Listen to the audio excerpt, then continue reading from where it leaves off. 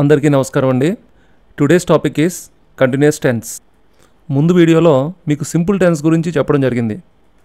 దాంట్లో helping verb యొక్క అవసరం పెద్దగా ఉండదు అని చెప్పడం జరిగింది.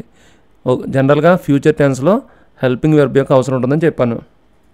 కానీ ఇప్పుడు కంటిన్యూస్ టెన్స్లో హెల్పింగ్ వెర్బ్ యొక్క ఇంపార్టెన్స్ చాలా ఉంది. ఇక్కడ హెల్పింగ్ వెర్బ్ యొక్క అవసరం ఏమొచ్చింది, అసలు అది లేకపోతే ఏంటన్నది చాలా వివరంగా మనం డిస్కస్ చేసుకుందాం. మొదట ఇటు చూడండి. కంటిన్యూస్ అంటే అర్థం ఏంటి అంటే యాక్షన్ గోయింగ్ ఆన్, అంటే జరుగుతూ ఉన్న పని. అంటే ఇక్కడ కంటిన్యూస్ టెన్స్లో ఒక పని పూర్తయిందా లేదా అనే దానికన్నా ఒక పని జరుగుతూ ఉంది అంటే ఫోకస్ అంతా దేని మీద ఉంటుందంటే ఆ పని జరుగుతూ ఉంది అంటే ప్రాసెస్ పైన ఉంటుంది ఫోకస్. అలాగే కంటిన్యూస్ టెన్స్లో మెయిన్ వెర్బ్ ఇలా ఉంటుంది. అంటే ఎగ్జాంపుల్గా ప్లే తీసుకుందాం. Play plus ing, playing.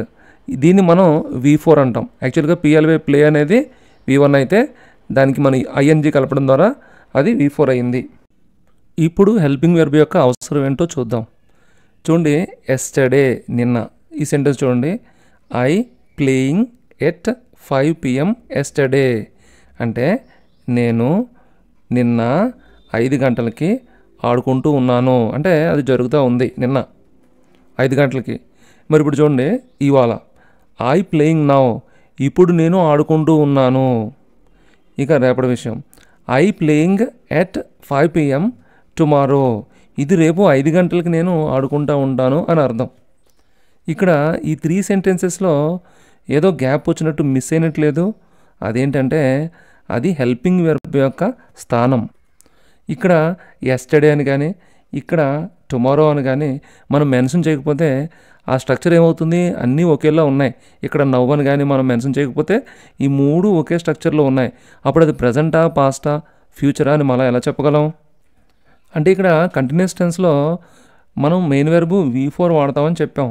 మరి V4 ప్రజెంట్ టెన్సా, పాస్ట్ టెన్సా, ఫ్యూచర్ టెన్సా? మీకు ముందు సింపుల్ టెన్స్ చెప్పేటప్పుడు చెప్పాను. V1 అనేది ప్రజెంట్ టెన్స్ని తెలియజేస్తుంది, V2 పాస్ట్ టెన్స్ని తెలియజేస్తుంది. కానీ V3, V4 అనేవి ఏ రకమైన టెన్స్ని తెలియచేయలేవు. కాబట్టి వీటికి సహాయం కావాలి, హెల్ప్ కావాలి. వాటిని మనం ఆ రకంగా హెల్ప్ చేసే వాటిని హెల్పింగ్ వెర్బ్స్ అంటాము. హెల్పింగ్ వెర్బ్తో ఈ సెంటెన్సెస్ మళ్ళీ మీ ముందుకు తీసుకొచ్చాను. ఇప్పుడు మీకు బాగా అర్థమవుతుంది. నిన్న 5 గంటలకు నేను ఆడుతున్నాను అంటే ఎలా చెప్పాలి? I was playing at 5 PM yesterday. ఇక్కడ వాజ్ అనేది చాలా ఇంపార్టెంట్. అది జరిగిపోయిన కాలాన్ని తెలియచేసే ఒక హెల్పింగ్ వెర్బ్. ఇక్కడ మెయిన్ వెర్బ్ తన పని, అంటే ఇక్కడ టెన్స్ని తేలిచేయలేకపోతుంది. జస్ట్ ఏం చేస్తున్నానో చెప్తుంది తప్ప ఎప్పుడు చేస్తానో చెప్పట్లేదు. ఎప్పుడు చేస్తున్నానో చెప్పాలంటే ఈ వాజ్ అనే హెల్పింగ్ వెర్బ్ అది పాస్ట్ అని తెలియచేస్తుంది. ఇక్కడ ప్రజెంట్ టెన్స్ అయితే ఏ వాడాం? I am playing now. ఇక్కడ యామ్ అనేది ప్రజెంట్ టెన్స్ని సూచిస్తుంది. ఇక ఫ్యూచర్ టెన్స్కి ఏం చెప్పాలి అంటే will be. I will be playing at 12 PM tomorrow అంటే రేపు 12 గంటలకి నేను ఆడుకుంటూ ఉంటాను. ఇక్కడ మీకు ఒక ఇంట్రెస్టింగ్ పోలిక చెప్తాను. సాధారణంగా ఒక వ్యక్తి మామూలుగా నడవాలంటే 2 కాళ్ళు అవసరం. అనుకోకుండా ఒక కాలుకి ఏదైనా గాయమైనప్పుడు లేదా సరిగా నడవలేనప్పుడు ఏం చేస్తాము? ఏదైనా ఒక ఊతం అంటే ఏదైనా కర్ర ఏదో పట్టుకొని దాని సాయంతో నడుస్తాం. అంటే అర్థం ఏంటి? ఒక కాలు సరిగా పనిచేయనప్పుడు దాని స్థానంలో ఎంతో కొంత సహాయం వచ్చేలాగా ఒక కర్రను వాడతాం. అదేవిధంగా వెర్బ్ విషయానికి వచ్చేటప్పటికి వెర్బ్ కూడా 2 పనులు చేస్తుంది. అంటే 2 కాళ్ళు. ఒక పని ఏంటంటే అది తను చేసే పనిని తెలియజేస్తుంది, అంటే యాక్షన్ని తెలియజేస్తుంది. అంటే తను ఏ పని చేస్తుందో ఆ వెర్బ్ చూస్తే మనకు తెలిసిపోతుంది. అలాగే అదే వెర్బ్ సమయాన్ని కూడా చెప్తుంది. అంటే అది నిన్న జరిగిందా, అంటే పాస్ట్లో జరిగిందా, ప్రజెంట్లో జరిగిందా కూడా చెప్తుంది. కానీ అన్ని వెర్బ్ ఫామ్స్ కూడా ఈ 2 పనులను అంటే యాక్షను, టైము రెండింటిని సూచించలేవు. ఇందాక మీకు చెప్పినట్లు V1 అనేది 2 పనులు చెప్తుంది. అంటే అది యాక్షన్ని తెలియజేస్తుంది, అది ప్రజెంట్ టెన్స్ అని తెలియజేస్తుంది. V2 కూడా అంతే, తన యాక్షన్ని తెలియజేస్తుంది, అది పాస్ట్ టెన్స్ అని తెలియజేస్తుంది. అలాగే V3, V4 మాత్రం అలా కాదు. ఈ రెండు కూడా అవి చేసే పనిని మాత్రమే తెలియజేస్తాయి. అది ఎప్పుడు జరుగుతుందన్నది వాటికి అంటే అవి తెలియచేయలేవు. కాబట్టి వాటి ముందు మనం ఆ టైం ఏంటో తెలియజేయడానికి అంటే పాస్ట్ టెన్సా, ప్రెజెంట్ టెన్సా లేదా ఫ్యూచర్ అని చెప్పడానికి మనం హెల్పింగ్ వెర్బ్ యొక్క సాయం తీసుకుంటాము. మీకు ముందు వీడియోలో చెప్పాను, హెల్పింగ్ వెర్బ్ అనేది టెన్స్ని తెలియచేయడానికి ఎక్కువ ప్రాధాన్యత ఇస్తుంది. అంటే ఇంకా 2 విషయాలు ఉన్నాయి, వాటి గురించి ఇంకోసారి చెప్పుకుందాం. ఇప్పుడు మనం కంటిన్యూస్ టెన్స్లో వాడే హెల్పింగ్ వెర్బ్స్ ఏంటో ఒకసారి చూద్దాం. ఫస్ట్ ప్రజెంట్ కంటిన్యూస్ చూసుకుందాం. ప్రజెంట్ కంటిన్యూస్లో ఫస్ట్ పర్సన్ సింగులర్ అంటే ఐ వచ్చినప్పుడు ఐ పక్కన యామ్ వాడాలి. అలాగే he is, she is, it is. మీరు చూడండి, ఐ యామ్ నుంచి he is, she is, it is ఇవన్నీ కూడా సింగులర్ ప్రొనౌన్స్. సింగులర్ ప్రొనౌన్స్ పక్కన ఈ హెల్పింగ్ వెర్బ్స్ వాడడం జరిగింది. అంటే యామ్ అనేది ఎక్స్క్లూజివ్గా ఐ పక్కనే వాడతాం, ఇంకెక్కడ వాడాం.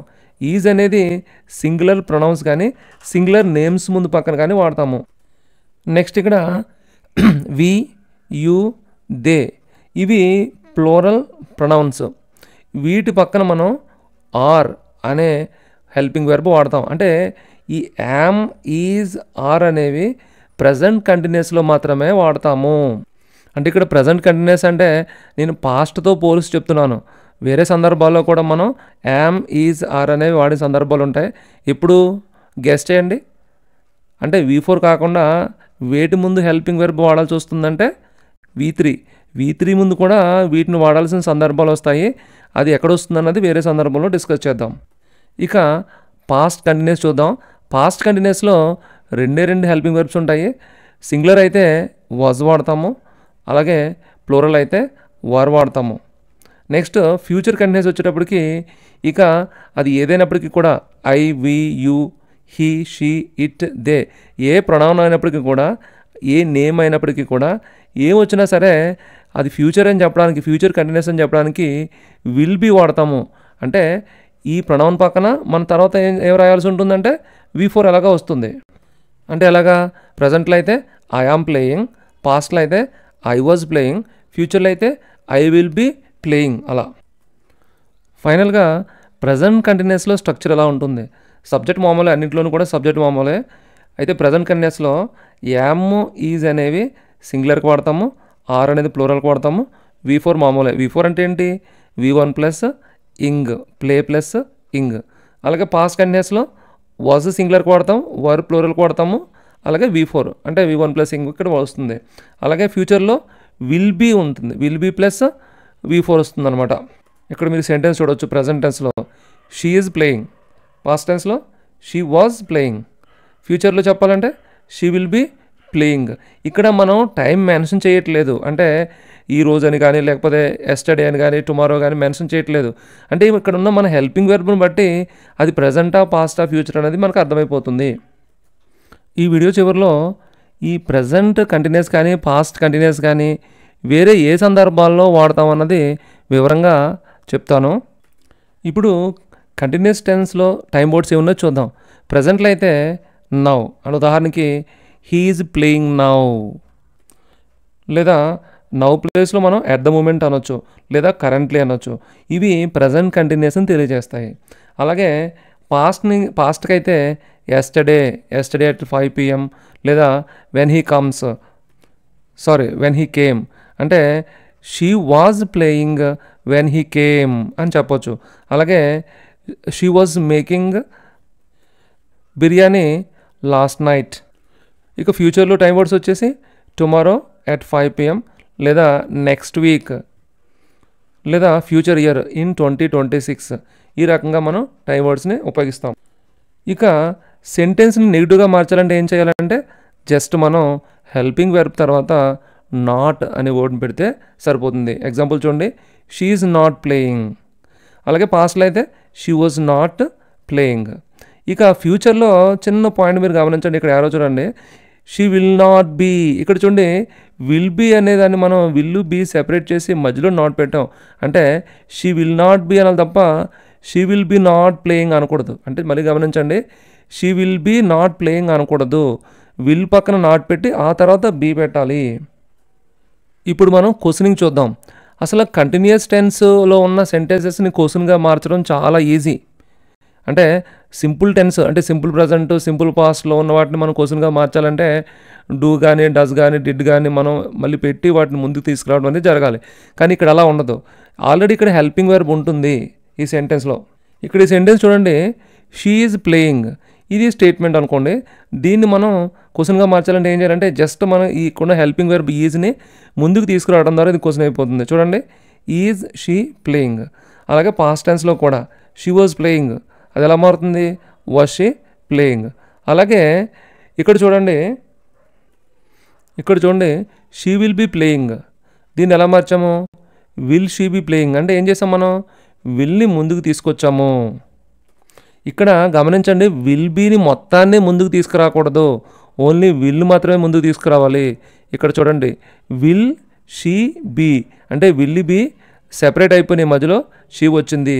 ఈ రకంగా మనం క్వశ్చన్ చేయొచ్చు. ఈ స్ట్రక్చర్లో మీరు చూడొచ్చు, విల్లు బీ ఇక్కడ సెపరేట్ అయిపోయినాయి. ఇక్కడ మీకు కొన్ని ప్రత్యేకమైన సందర్భాలు ఉన్నాయి చెప్తానన్నాను కదా, ఇవి చూడండి. ఐ ఆమ్ వాచింగ్ టీవీ, ఇది ఆన్ గోయింగ్ యాక్షన్. ఇది రెగ్యులర్గా మనం ప్రజెంట్ కంటిన్యూస్లో చెప్తాము, అంటే ప్రస్తుతం జరుగుతున్న పని. అలాగే నేను ఎప్పుడో 8 గంటలకు జరిగిన పని అంటే షీ వాజ్ ప్లేయింగ్ టెన్నిస్ అనేది ఇట్ ఈస్ పాస్ట్ యాక్షన్, అంటే పాస్ట్లో ఏదో సందర్భంలో అది జరుగుతున్న పని. అలాగే she will be playing at 5 PM tomorrow, ఇది రేపు ఏదో పలానా టైంలో ఒక పని జరుగుతూ ఉంటుంది అని చెప్పడం, ఇది సాధారణమైందే. కానీ ఇక్కడ ఇది చూడండి, he staying with us this week, అంటే అతను ఈ వారం పాటు మాతో పాటు ఉంటాడు. అంటే ఒక పని టెంపరీగా కొద్ది కాలం పాటు జరుగుద్ది అని ప్రత్యేకమైన సందర్భంలో చెప్పడం కోసం ఈ రకమైన యూసేజ్ ఉంటుంది. అంటే కన్ఫ్యూజ్ అవ్వద్దు, అంటే ఇప్పుడు జరుగుతుంది అనటానికి ఒక కొద్ది కాలం పాటు జరుగుతుంది అనటానికి కొద్దిగా డిఫరెన్స్ ఉంది. దీనికి ఇంకొక ఎగ్జాంపుల్ ఏం చెప్పుకోవచ్చు అంటే, I am working on a new project, అంటే నేను ఒక కొత్త ప్రాజెక్టు చేస్తున్నానంటే ఈ మూమెంట్లో ఆ ప్రాజెక్ట్ పనిలో ఉన్నాననే కాదు, అంటే ఒక వారం పాటు నేను లేదా కొద్ది కాలం పాటు నేను ఆ పనిలో ఉంటున్నాను అని చెప్పడం కోసం ఈ రకమైన టెంపరీ యాక్షన్ అనే ఈ ప్రజెంట్ కంటిన్యూస్లో వాడతాం అనమాట. ఇక్కడ చూడండి, we are going to the market tomorrow, ఇదేంటంటే రేపు నేను చేసే ఒక పనిని ముందుగానే ప్లాన్ చేసుకున్నాను, అంటే it is near future plan. We are going to the market tomorrow అంటే నేను ఇప్పుడు వెళ్ళట్లేదు, రేపు వెళ్తాను. రేపు వెళ్ళేది ప్రస్తుతం ప్రజెంట్ కంటిన్యూస్ ఎలా అవుతుంది అంటే ఫ్యూచర్ ప్లాన్స్ని మనం ఈ స్ట్రక్చర్లో చెప్పొచ్చు, అంటే ఇది ఫ్యూచర్ అయినప్పటికీ కూడా ప్రజెంట్ కంటిన్యూస్ స్ట్రక్చర్లో చెప్పొచ్చు. దీన్ని మీరు సింపుల్ ప్రజెంట్లో ఒక ఎగ్జాంపుల్ చెప్పాను ఏంటంటే వేరే వీడియోలో, హీ లీవ్స్ టుమారో, ఇది కూడా దీంతో పోలుకున్నట్టు ఉంటుంది, కానీ అది వేరు ఇది వేరు. హీ లీవ్స్ టుమారో అనేది ఒక స్ట్రిక్ట్ షెడ్యూల్లో, అంటే ఒక ఫార్మల్ వేలో చెప్పేటప్పుడు అలా చెప్తాం. అలా కాకుండా we are going to the market tomorrow అనేది ఒక ఇన్ఫార్మల్గా, అంటే ఇక్కడ షెడ్యూల్ స్ట్రిక్ట్గా ఉండదు, అంటే వెళ్ళాలనుకున్నాం అంతే.